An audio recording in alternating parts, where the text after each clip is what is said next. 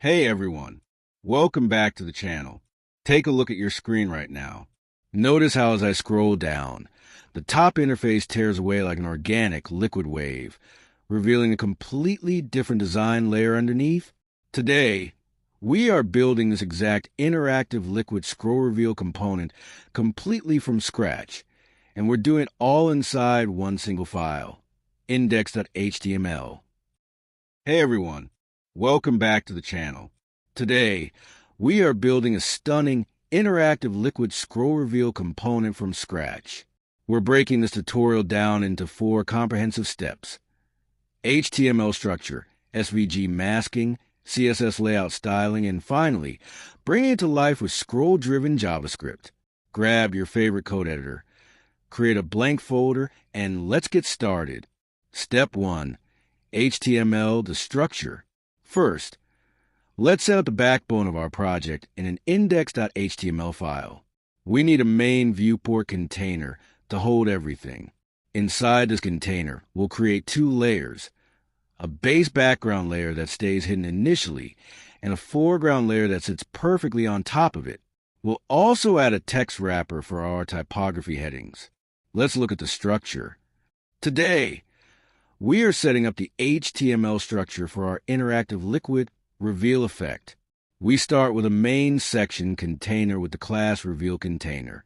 Inside, we create 2 distinct layers, a foreground layer for surface design, and a background layer that holds our underlying content. Each layer contains a basic content box with a heading and a paragraph. Now, take a close look at the bottom where we link our JavaScript file. We have written ref equals script.js. This is a very common mistake, but will prevent our script from running. The script tag requires the src attribute, not ref. To fix this, we change ref to src, so the browser can properly load our external JavaScript file and bring this liquid reveal animation to life. Step 2, SVG, the mask and shapes. Now for step 2, let's implement the SVG vector layer.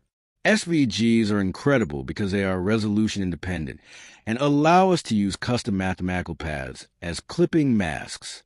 Inside our HTML file, right below the closing section tag, we are going to write an inline SVG containing a clip path.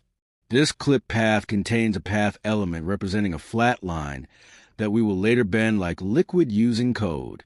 Next, we need to create the mask that will give us that smooth, organic liquid transition. To do this, we are defining an SVG clip path right inside our HTML.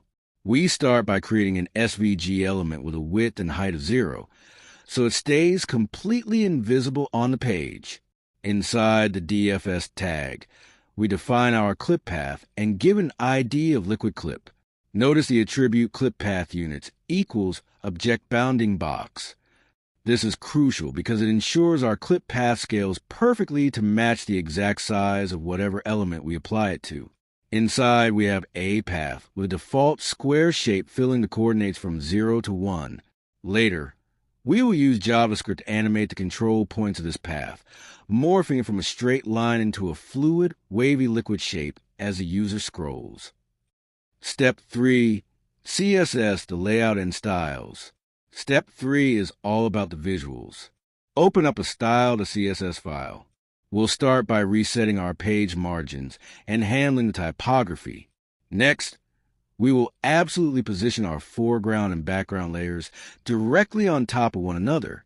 Crucially, we'll apply the SVG clip path we created in the last step to our background layer and apply hardware acceleration properties to keep our animations silky smooth. Now, let's look at the CSS styling that sets up our visual environment and positions our layers. We start with a core reset using the universal selector to clear out default margins and paddings, and we set box sizing to border box for predictable sizing. For the body, we apply a dark background, hide horizontal overflows, and give a height of 200 VH. This extra height is critical because it creates the actual scrolling track required to drive our interaction. Next, we style the .reveal container. We set its position to fix with a height of 100 VH. This locks the container directly to the viewport, ensuring it stays perfectly in place while the user scrolls through that extra body height. Inside this container, our .layer class utilizes absolute positioning, full dimensions, and flexbox to perfectly center our content text. For the themes, our .foreground layer uses a clean, light gradient with a dark text color. Below it, our .background layer features a deep, dark gradient and white text. Notice the z-index values.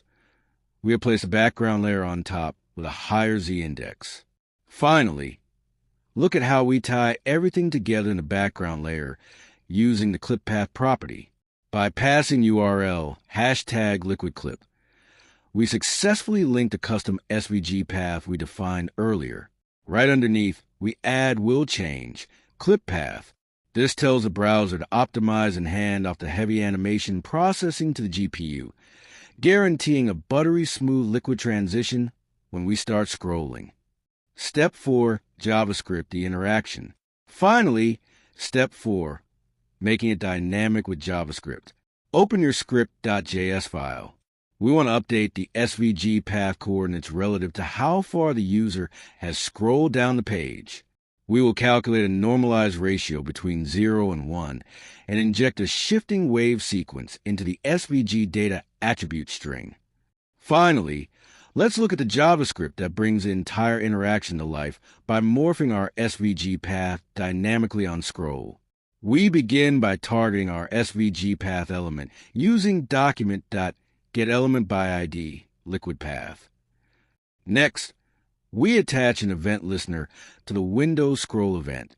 Inside this listener, we calculate the scroll percentage by dividing the current window.scrollY by the total scrollable height, which is a document's total scroll height minus the viewport height. We get a clean progress value, or scroll ratio, normalized between 0 and 1. Now for the math behind the wave. We establish two dynamic variables, wave height and control Y. As the user scrolls down and the ratio increases, wave height counts downward from 1 to 0. We base our control Y coordinates slightly above this value to dictate how steep our liquid curve will look. We plug these coordinates into a template literal to construct a new SVG path data string. We start with a straight line from the top left to top right, draw a line down to our dynamic control Y, and then use a quadratic Bezier curve, represented by the Q command, to pull the center of the line toward wave height at the midpoint of the screen before finishing the path and closing it with Z every time the user scrolls. This script calculates those coordinates instantly and uses setAttribute to inject the new path data back into the SVG. This continuously warps our clip path from a flat block into a fluid wave, revealing the background layer perfectly underneath. And there you have it, a complete high-performance interactive liquid reveal component built step-by-step from scratch using plain HTML, responsive SVG data paths, CSS layout matching, and scroll-driven JavaScript logic. If you found this highly detailed breakdown helpful, make sure to smash that like button, subscribe to the channel, and hit that notification bell so you never miss another deep dive web tutorial. Let me know down in the comments section what feature we should build together next. Until next time, happy coding, and I'll see you in the next video.